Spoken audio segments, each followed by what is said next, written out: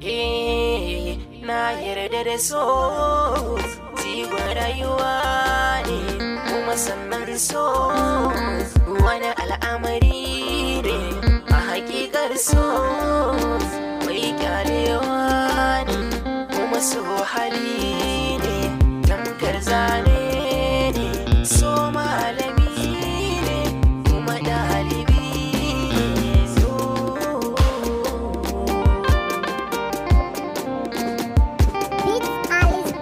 Soyayya ce jigo na rayuwa, gurin wasu ta zamto na damuwa. Mai jinyar so bai bidar da ruwa, muradin ransa ya samu karbuwa. Ya mata allurar cikin ruwa, samun takwarai sai ya yi nutsuwa. A zuciya so shi ke da unguwa, sarauta yake tamkar ya garkuwa. Lissafi na kan so da mutuwa, sun zama guda dan ba su rabuwa. Ribar so shi ne samun karbuwa, ribar mutuwa da ce da makoma.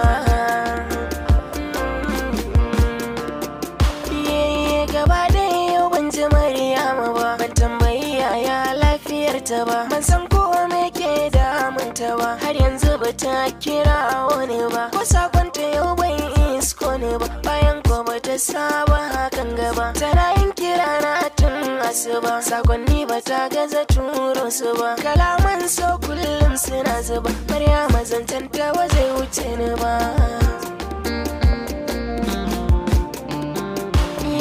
Zan bayyana dukkan abin da na yi rufi, a zuciya ko zan samu tallafi. Na zana kalamai na shafi har na cika bangwaye na littafi. Ga wacce nake so ba bacin haufi, yau zan zayyana domin ta min tafi. Kalle ni ina da wasu da bakin rafi, kamar wanda ya yi aniyar kamun kifi. So ne ya saka ni tira na duddufi, domin yanayin na daɗa min karsashi. Maryama sai ya ki ji wani labari, na so dan Allah dai na hanzari. Daren jiya na yi barci da wurwuri, ban farka ba har ya fitar alfijiri. A sa'in na yi mafarki mai tsari, domin kuwa na ga wata da taurari. Sun haske sama ta tasta yau fari, ni kuma da ke lokacin mun yau shiri. Muna tafiyar mu a tsakiyar gari, ruwan sama ya sauko da kankara.